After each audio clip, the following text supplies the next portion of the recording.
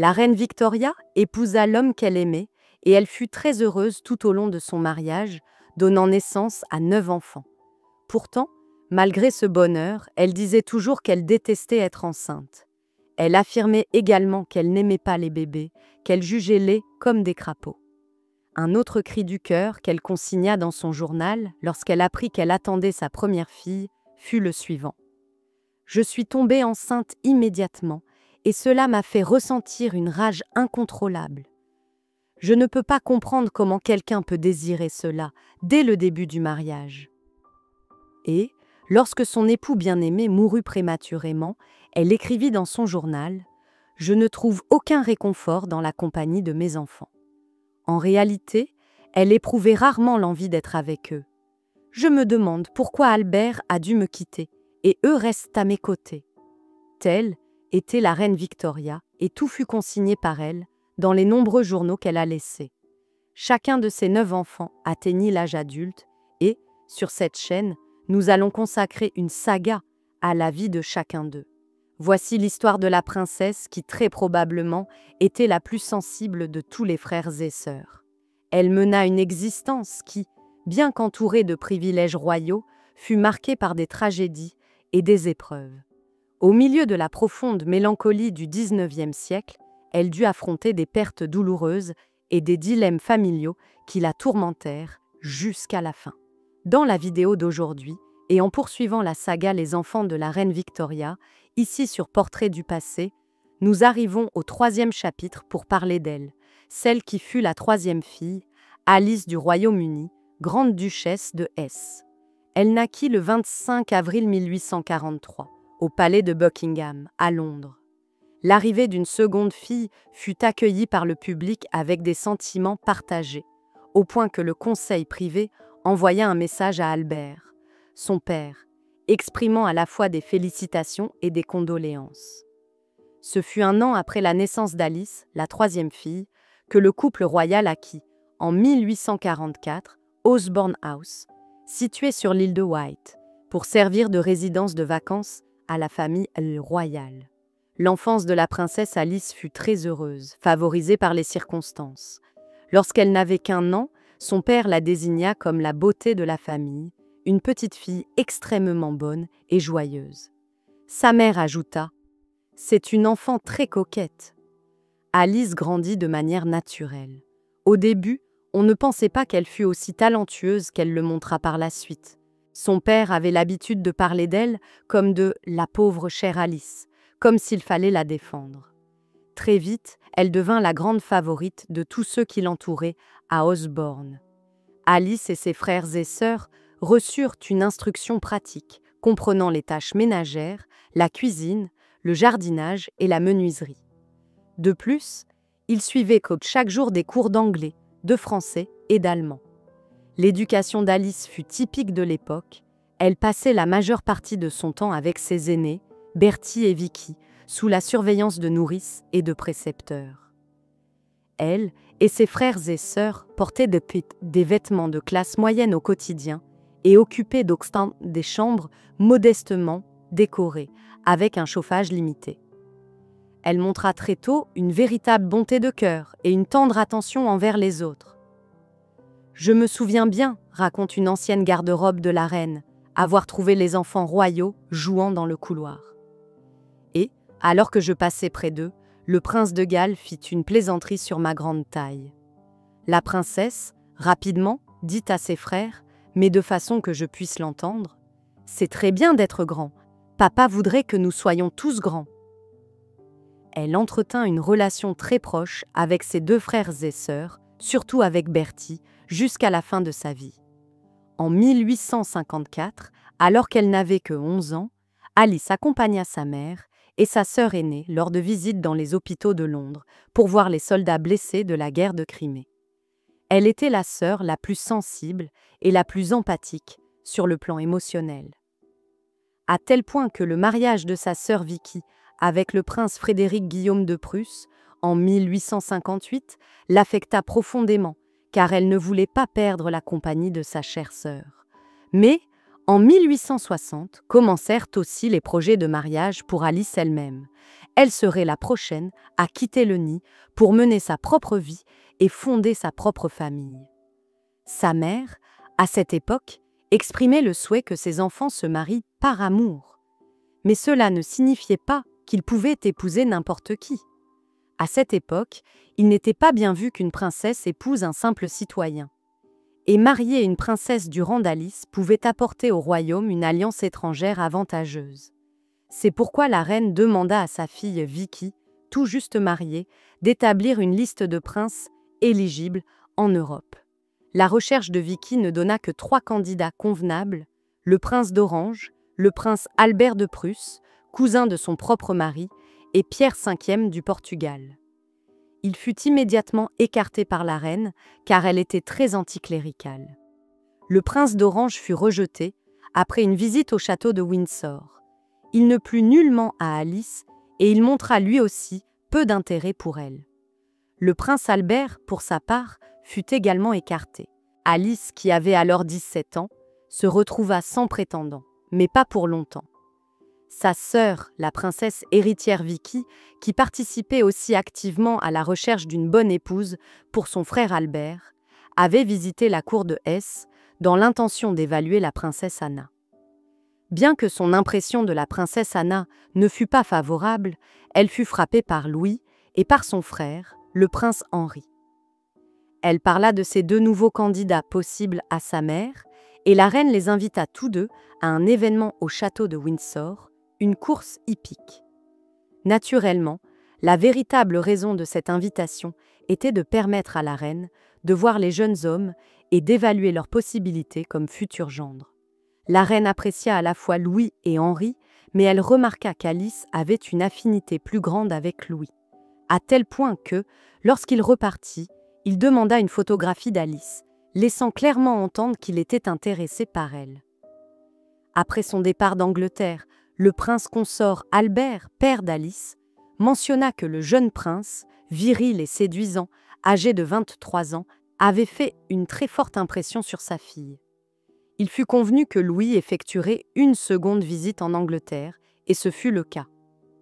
Il arriva au château de Windsor en novembre, et le 30 de ce mois, la reine écrivit « Après le dîner, tandis que je parlais avec les messieurs, je remarquai qu'Alice et Louis discutaient près de la cheminée, plus sérieusement que d'habitude. Lorsque je passai pour aller dans une autre pièce, ils s'avancèrent tous deux vers moi. Alice, visiblement agitée, dit qu'il avait demandé sa main et me supplia de donner ma bénédiction. Tout ce que je pus faire fut de lui serrer la main et de dire « certainement », en ajoutant que nous le verrions plus tard dans notre chambre. Alice vint dans notre chambre, contrôlant son agitation. Albert fit appeler Louis. Il alla d'abord vers lui, puis appela Alice et moi. Louis a un cœur chaleureux et noble. Nous avons embrassé notre chère Alice et l'avons beaucoup louée devant lui. Il serra et baisa ma main et je l'ai étreint. Après une brève conversation, nous avons pris congé. Ce fut un moment très émouvant et, pour moi, très sacré. Comme il s'agissait entièrement d'un mariage d'affection, le bonheur des jeunes fut immense. Le prince Louis resta pour Noël de cette année 1860, qui parut plus lumineux pour toute la famille grâce à l'arrivée de ce que son père, le prince Albert, appela un cher fils nouvellement acquis, déjà adulte. Notre cher fiancé, comme Albert appelait le jeune prince, partit le 28 décembre. Les adieux furent pleins de larmes, mais aussi d'espérance, car il devait revenir au printemps. Durant les premières semaines qui suivirent les fiançailles, la princesse Alice, très heureuse, passa la plupart de ses soirées auprès de sa bien-aimée grand-mère, la duchesse de Kent, soit en lisant, soit en jouant du piano pour elle. L'état de la duchesse s'aggrava durant les premiers mois de la nouvelle année, 1861, et elle mourut le 16 mars, à l'âge de 74 ans, en présence de la reine Victoria, sa fille, du prince Albert, son gendre, et d'Alice, sa petite-fille. Après la mort de sa grand-mère, Alice ne put se reposer, car elle devait rester auprès de sa mère, qui fut profondément affectée. Ce fut la première fois que la reine perdit une personne qu'elle aimait et qui lui était si proche. Au cours des dernières années, la relation de la reine avec sa mère s'était resserrée, et elle passait beaucoup de temps à ses côtés. L'horreur de la mort domina Victoria pour la première fois, la poussant à remplir des pages, et des pages de son journal décrivant les dernières heures de sa mère bien-aimée et l'impression que son corps, sans vie, produisit sur elle. La reine Victoria sombra dans une profonde tristesse, et son époux pensa aussitôt qu'Alice serait la compagne idéale pour traverser de tels moments douloureux. Il dit à sa fille « Va et console maman ». La reine elle-même écrivit à son oncle, le roi Léopold de Belgique, décrivant Alice comme « la chère et bonne Alice, pleine d'une intense tendresse, d'affection et de sollicitude pour moi ».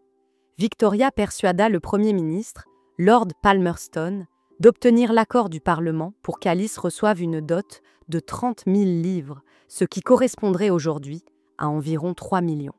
Bien que cette somme fût jugée généreuse à l'époque, le prince Albert pensait qu'elle ne pourrait pas accomplir de grandes choses avec cet argent dans le petit-duché de Hesse.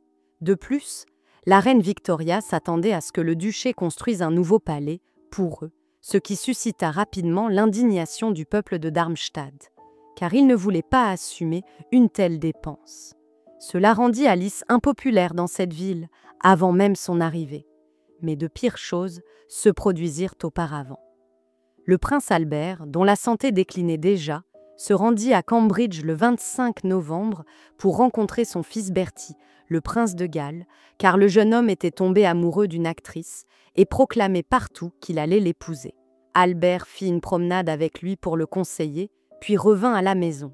Au palais, il commença à se sentir mal, avec de vives douleurs dans le dos et les jambes, et Alice s'occupa de lui sans relâche, ne quittant jamais son chevet. Jusqu'à ce que, le 14 décembre 1861, le prince Albert mourut au château de Windsor. La reine Victoria, qui elle non plus ne s'était pas éloignée de lui un seul instant, en se rendant compte qu'il ne respirait plus, poussa un cri déchirant et sortit en courant de la chambre. « J'ai pleuré et prié jusqu'à perdre toute notion. Ô mon Dieu, pourquoi ne suis-je pas devenue folle sur le champ ?» Si la reine avait déjà été profondément affectée par la mort de sa mère, on peut imaginer ce qu'elle ressentit après la mort de son mari. Elle croyait que perdre son époux était pire que perdre un enfant. L'état de la reine était préoccupant. Dès le premier instant, ses filles le craignirent de sa réaction et ne la laissèrent jamais seule. Alice dormait à ses côtés et une infirmière lui administrait du laudanum pour qu'elle puisse se reposer. La princesse Alice assuma le rôle non officiel de secrétaire de sa mère, et durant les 6 mois suivants, elle devint l'incarnation physique de la souveraine, restant constamment à ses côtés. Cette jeune femme, autrefois joyeuse et rayonnante, sembla soudain s'être transformée en une personne réfléchie et grave. C'est cette vie intime auprès de la reine en deuil, à cette époque, qui éveilla chez la princesse Alice un profond intérêt et une grande compréhension de la politique, ce qui la distinguerait tant par la suite. Alice aimait et admirait énormément son père. Elle tenta de suivre ses traces et d'honorer sa mémoire. Il était naturel que, durant les premières semaines de son premier grand chagrin, les pensées concernant son propre avenir passent au second plan. Néanmoins, les préparatifs de son mariage ainsi que de son nouveau foyer se poursuivirent conformément aux intentions du prince Albert. Les noces furent célébrées à Osborne le 1er juillet 1862 à 13 h. Ce fut à ce mariage que la reine Victoria sortit pour la première fois de son isolement. La cérémonie se déroula sans faste. Le trousseau de la mariée était noir.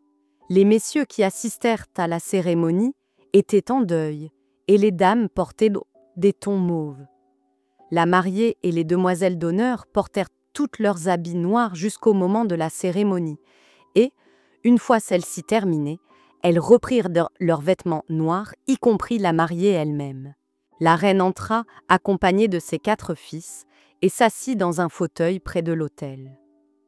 Alice fut conduite par son oncle, Ernest II, duc de Saxe-Cobourg et Gotha, frère du prince Albert, et accompagnée par 4 demoiselles d'honneur, ses jeunes sœurs, les princesses Hélène, Louise et Béatrice, ainsi que la sœur de Louis, la princesse Anne.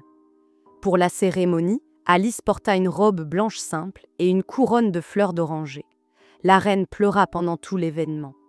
Le prince de Galles, Édouard et ses frères firent tout leur possible pour protéger leur mère du regard du public, car ses larmes n'étaient pas des larmes de joie pour le mariage de sa fille, mais de tristesse infinie pour la mort de son époux.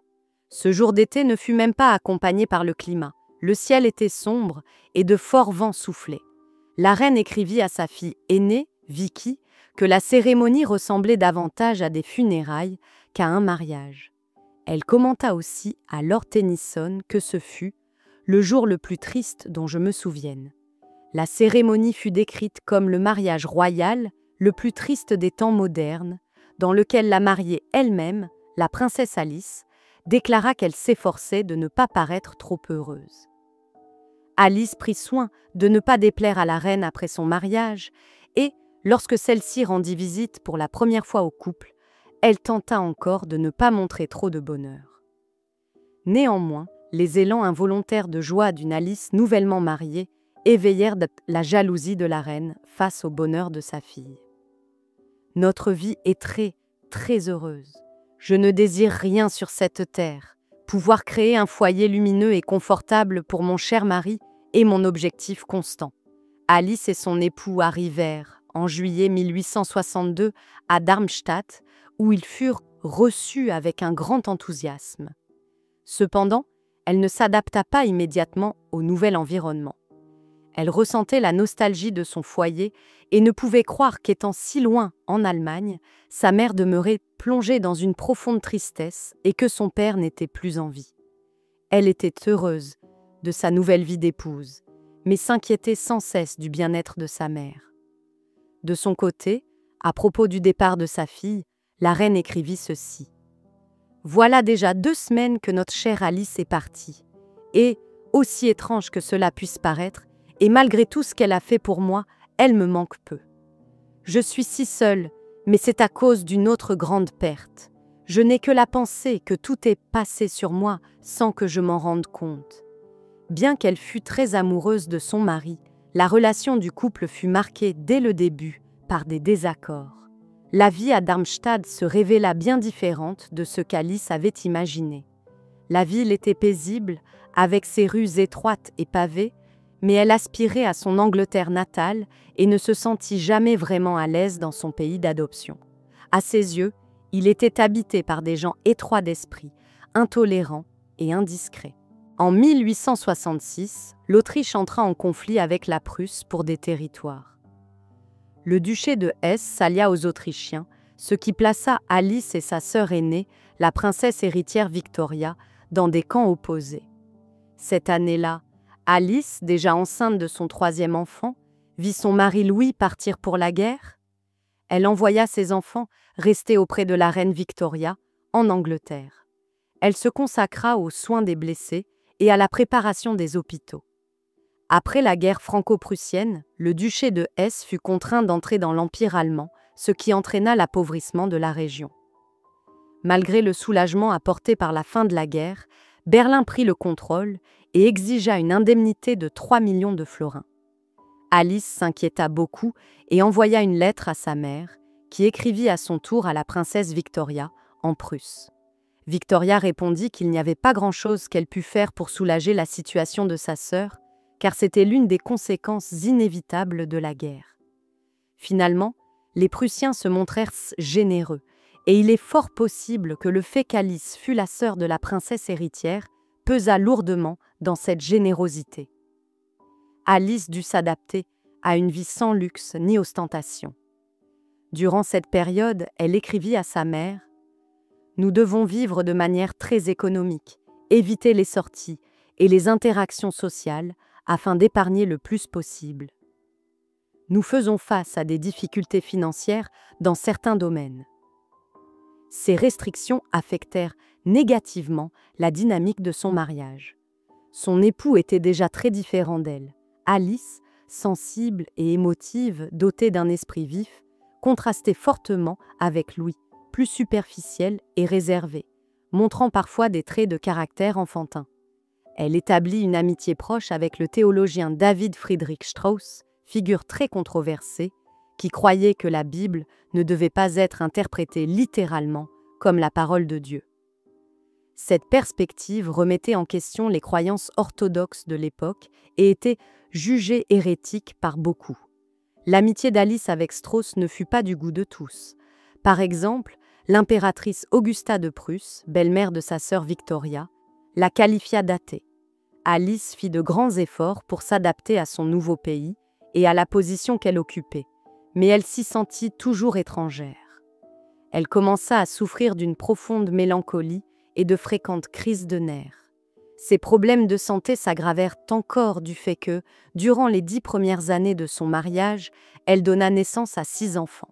Sa fille aînée, Victoria, naquit à Windsor, en présence de sa grand-mère, la reine, en avril 1863. Puis vinrent Élisabeth en novembre 1864, Irène en juillet 1866, Ernest en novembre 1868, Frédéric en octobre 1870 et Alice, la future Alexandra Féodorovna de Russie, en juin 1872. La relation entre la princesse Alice et sa mère devint difficile et le resta jusqu'à la fin. L'une des raisons qui irrita le plus la reine fut la décision d'Alice d'allaiter elle-même ses enfants. La souveraine fut encore plus contrariée de constater qu'occupée par l'éducation et les soins des enfants, Alice se rendait de moins en moins souvent en Angleterre. En janvier 1871, l'Empire allemand fut proclamé. Elle était fière de voir l'Allemagne s'unir, mais en même temps, elle ressentait de la tristesse pour son mari, désormais contraint de combattre aux côtés des Prussiens. Tous deux passèrent presque une année séparés, ne se retrouvant que lors de brèves interruptions de la guerre. À la fin de cette année-là, Alice se rendit à Balmoral pour rendre visite à sa mère, dont la santé était affaiblie. Cependant, elle eut l'impression de n'être pas très bienvenue.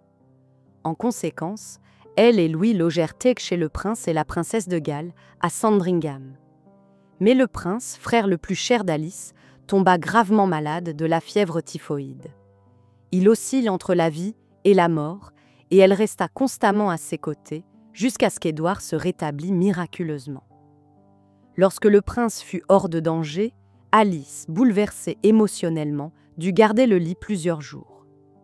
Après le rétablissement du prince, la reine Victoria, toujours très irritée contre sa fille, fit tout son possible pour attribuer le mérite de la guérison de l'héritier à la princesse de Galles, plutôt qu'à Alice. La reine trouvait également très étrange et désagréable l'intérêt d'Alice pour la gynécologie et le corps humain.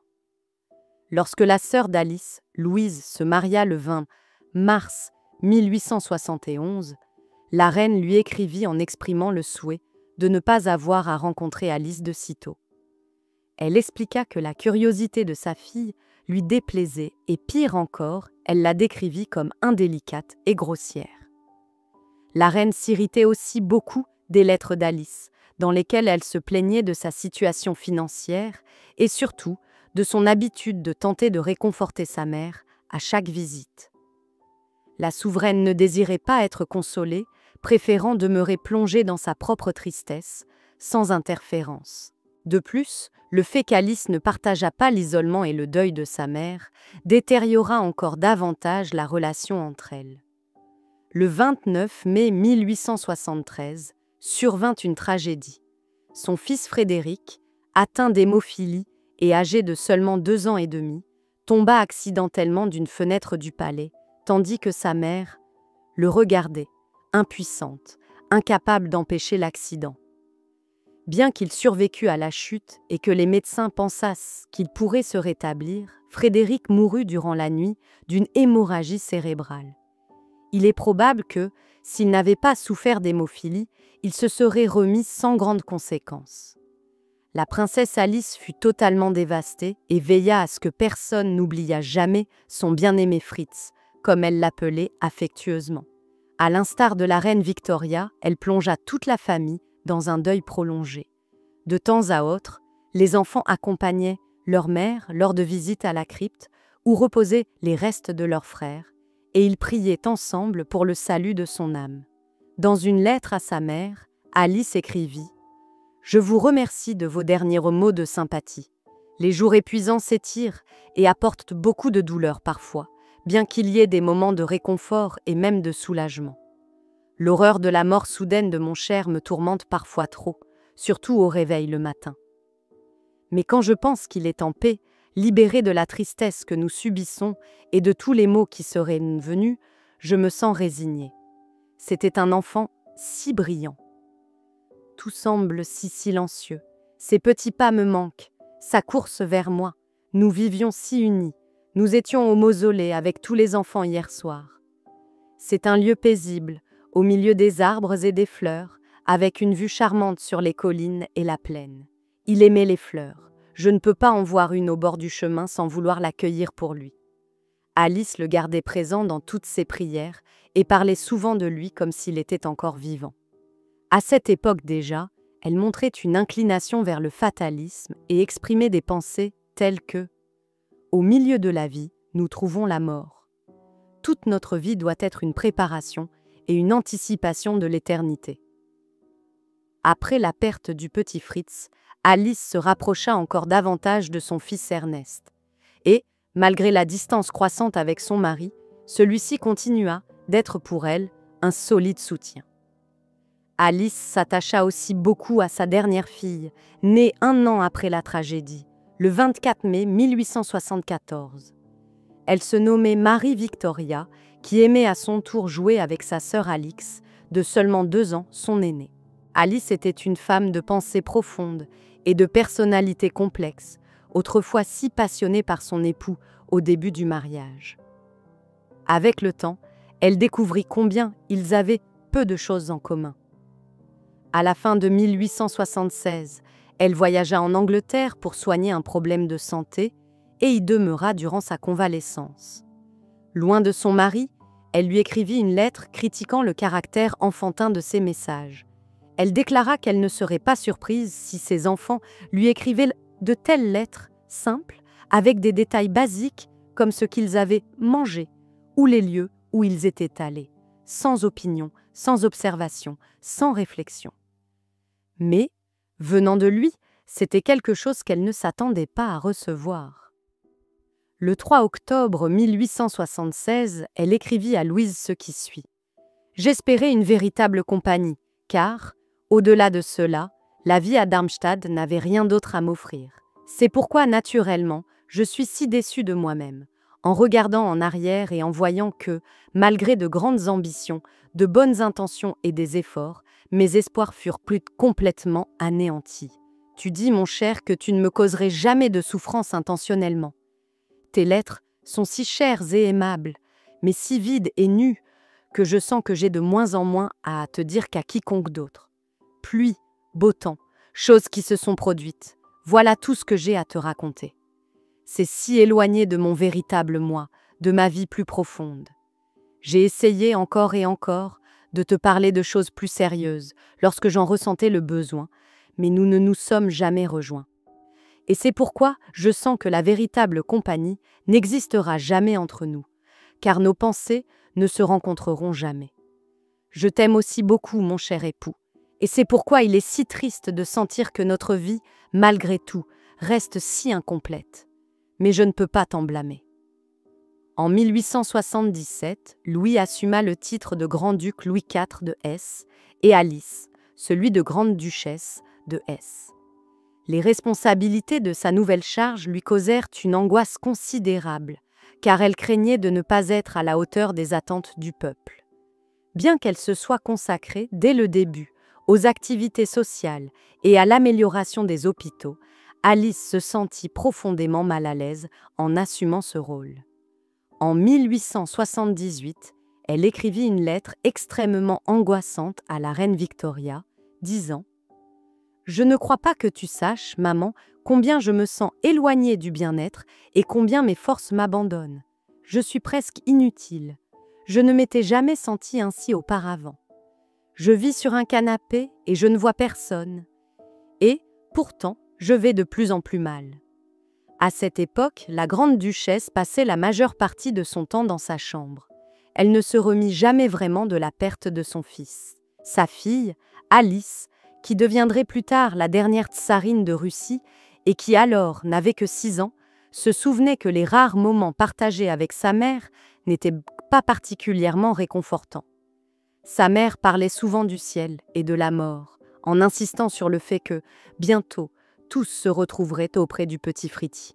À l'été 1878, la famille voyagea à travers l'Europe, visitant de magnifiques palais et châteaux de contes de fées, profitant de l'hospitalité et de la compagnie d'oncles et de tantes, et jouant avec des cousins. Cependant, au retour à la maison, ils furent confrontés à une tragédie inattendue. En novembre, la princesse Victoria, sa fille aînée, fut soudainement frappée par la diphtérie. La grande duchesse l'isola rapidement du reste de la famille et des autres membres de la maison. Mais, malheureusement, ce fut en vain. La princesse Alice supervisa personnellement les soins médicaux, aidée par des infirmières et des médecins. Ils étaient 8 en tout. L'horrible souffrance d'Alice durant cette maladie, qui frappa un à un ses plus chers bien-aimés, est mieux décrite par ses propres télégrammes et lettres à sa mère. Du 8 au 15 novembre, plusieurs télégrammes désespérés furent envoyés. La princesse Victoria a été diagnostiquée avec la diphtérie. La grande duchesse Alice est extrêmement anxieuse. Il y a une amélioration dans l'état de Victoria et elle est hors de danger. La fille d'Alice, Alix, est également tombée malade de la diphtérie.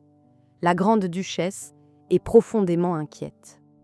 La situation est grave. Alix présente des symptômes sérieux.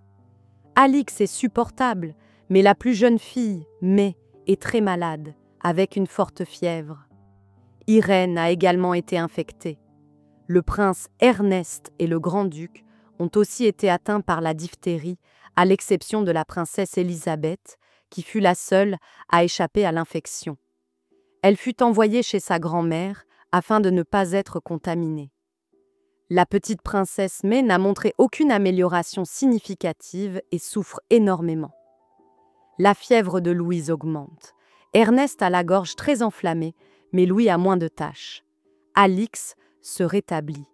Cette série de télégrammes montre la gravité de la situation, avec plusieurs membres de la famille frappés par la diphtérie. La grande duchesse Alice était clairement bouleversée et angoissée devant cette maladie qui se propageait rapidement parmi ses enfants. La sympathie à son égard face à son immense lutte et à son angoisse fut universelle. Dans de nombreuses églises, des offices spéciaux furent organisés avec des prières pour le rétablissement de cette famille si aimée, aussi bien en Allemagne qu'en Angleterre. Le matin du 16 novembre, la petite et douce princesse May, le rayon de soleil de la grande duchesse, fut arrachée à ses bras pour toujours. Alice envoya le télégramme, suivant à sa mère. « Notre petite nous a été enlevée. Je l'ai annoncé à mon pauvre Louis ce matin. Il va mieux. Ernest est très malade, dans une grande détresse. La douleur est au-delà des mots, mais que la volonté de Dieu soit faite. Notre précieux Ernest reste une source de tant de crainte. C'est terrible. Les autres, bien que pas encore hors de danger, vont mieux. Ernie va décidément mieux. Je suis remplie de gratitude. Mes patients s'améliorent. J'espère qu'ils seront bientôt tous rétablis. » Dernier grand adieu douloureux, à 3 heures de l'après-midi. Le cercueil dut être fermé très rapidement. Il était entièrement recouvert de fleurs. La grande duchesse entra silencieusement dans la salle où il avait été placé. Elle s'agenouilla près de lui, puis elle se releva et l'office funèbre commença. Lorsqu'il fut terminé, elle posa un long et affectueux regard sur le cercueil qui cachait sa petite fille. Ensuite, elle quitta la salle et monta lentement les escaliers. Au sommet de l'escalier, elle s'agenouilla et se regarda dans le miroir en face d'elle pour voir le petit cercueil être emporté hors de la maison. Lorsque tous quittèrent le palais, elle alla retrouver son époux, qui demeurait très malade. La grande duchesse Alice avait organisé personnellement tous les détails des funérailles de sa fille. Elle garda aussi secrète la nouvelle de la mort de May pour ses enfants pendant plusieurs semaines. Et même après avoir enterré seule sa petite fille de 4 ans, Alice continua à traverser une angoisse indescriptible, car ses autres enfants et son époux demeurait en grand danger de mort, comme le montre ce télégramme envoyé à la reine le 19 novembre, un jour après l'enterrement de May. Ernest a cru qu'il allait mourir durant la nuit et il a été dans un état terrible pendant plusieurs heures. Louis est aussi très nerveux, mais pas plus mal. Ernest a eu une rechute et nos craintes se sont accrues. Je suis dans l'agonie, entre l'espoir et la peur. La grande duchesse désire que ses plus chaleureux remerciements soient exprimés au pays pour sa sincère sympathie. Notre chère May nous attend là-haut et ne traverse pas notre angoisse. Grâce à Dieu, son existence heureuse et ensoleillée fut un point lumineux dans nos vies. Mais, oh, qu'elle fut courte. Lorsque son fils Ernest se rétablit, quelques semaines plus tard, elle trouva enfin le courage de lui annoncer la mort de May. Sa réaction fut encore pire qu'elle ne l'avait prévu. Au début, il refusa d'y croire. Alors qu'il pleurait, Alice rompit la règle interdisant le contact physique avec les malades et l'embrassa. On croit que c'est à ce moment-là qu'elle contracta la maladie. Il existe une autre hypothèse sur la manière dont Alice fut contaminée, et il semble que ce fut plus tôt. Environ 3 jours après les funérailles de sa fille, alors qu'Ernest était encore très malade, mais inquiet pour sa petite sœur et ignorant sa mort, il demanda à sa mère de lui apporter un livre. Alice fut si émue qu'elle serra son fils dans ses bras et l'embrassa. On suppose également qu'elle put contracter l'infection lorsqu'un jour, dans son deuil et son désespoir, elle posa la tête sur l'oreiller de son mari malade. En réalité, il est difficile de préciser le moment exact où elle contracta la maladie. Le 25 novembre, son mari parvint à se lever pour la première fois, durant quelques heures. Et, le 6 décembre, lui et le prince Ernest sortirent pour la première fois en voiture fermée. Ce fut ce jour-là que la grande duchesse Alice écrivit pour la dernière fois à sa mère, la reine Victoria. Tant de leçons profondes et solennelles nous avons apprises en ces temps, et je crois que tout concourt au bien de ceux qui croient en Dieu. Tant de douleurs et d'afflictions sont venues et viendront encore pendant de longues années. La gratitude pour ceux qui demeurent est si forte. La vie n'est pas infinie en ce monde, grâce à Dieu. Il y a beaucoup de joie, mais oh, combien de peines et de souffrances. Et, à mesure que s'accroît le nombre de ceux que nous aimons au ciel, le passage devient plus facile et la demeure s'y trouve. Je suis si reconnaissante que tous aient été préservés des terribles réalités que j'ai traversées. Et seule, pourtant, j'ai pu les supporter. Mais chaque jour, je dois lutter et prier pour la résignation. C'est une douleur cruelle qui durera des années, comme je le sais bien. Dans la nuit du 7 décembre, elle se plaignit pour la première fois de se sentir mal. Et, le lendemain matin, les symptômes incontestables de la diphtérie commencèrent à se manifester chez Alice. Durant le premier jour de sa maladie, elle régla plusieurs affaires et donna diverses instructions en cas de sa mort. Pourtant, il était évident qu'elle croyait qu'elle se rétablirait. Elle supporta ses grandes souffrances avec patience. Ce furent des jours terribles. Tout fut fait pour soulager sa douleur. Tout fut fait pour l'encourager. La forte fièvre apparut dès le début de la maladie et ne diminua pas le 3e jour, comme dans d'autres cas. Parfois, elle était agitée et angoissée, d'autres fois, elle parlait avec émotion de son foyer. Elle demandait aussi des nouvelles des pauvres et des malades de la ville. Le matin du 13 décembre, les médecins ne purent pas plus cacher à son mari que tous les efforts pour sauver cette vie étaient un vain. Et, à mesure que le danger augmentait, la grande duchesse s'exprimait comme si elle se sentait mieux. Elle lut même 2 lettres à son mari, la dernière venant de sa mère. Après quelques heures de profond sommeil, elle se réveilla parfaitement consciente et prit un peu de nourriture. Puis, elle se prépara à se reposer de nouveau, disant « Maintenant, je vais dormir encore une fois. » Et elle ne se réveilla jamais de ce sommeil. Le matin du 14 décembre, vers 8 heures, la princesse Alice mourut paisiblement, murmurant pour elle-même, comme un enfant qui s'endort. Du lundi au samedi, 4 semaines, mais, cher papa, elle s'éteignit exactement 4 semaines après la mort de la princesse May et 17 ans après la mort du prince Albert, son père. Dans la nuit du 17 décembre, après un office solennel, les restes de la princesse furent transférés silencieusement de son palais à la chapelle du château grand-ducal. Le lendemain, au milieu du deuil universel des pauvres comme des riches, le cercueil fut placé dans le mausolée de Rosenheim. Ses frères, le prince de Galles et le prince Léopold, étaient présents. La reine Victoria, profondément émue par la perte de sa fille, envoya une lettre pleine d'émotion et de tristesse à ses petits-enfants, dans laquelle elle promettait d'être pour eux une figure maternelle. Alice fut la première fille de la reine Victoria à mourir. La souveraine nota la coïncidence des dates de la mort d'Albert et d'Alice comme presque incroyable et mystérieuse, écrivant dans son journal le jour même de la mort d'Alice. Ce terrible jour est revenu. Bouleversée par la douleur, elle écrivit à sa fille Vicky « Ma précieuse enfant, qui se tenait à mes côtés et me soutenait 17 ans auparavant, ce même jour, emportée par une maladie si terrible. Elle avait la même nature que le cher papa et une grande partie de son caractère et une entière dévotion au devoir. » De son côté, la princesse Vicky exprima à sa mère, dans une lettre de 39 pages, sa douleur et son profond chagrin pour la mort d'Alice, la sœur à laquelle elle se sentait la plus proche. Cependant, elle et son mari furent interdits d'assister aux funérailles par l'empereur d'Allemagne, qui craignait pour leur sécurité.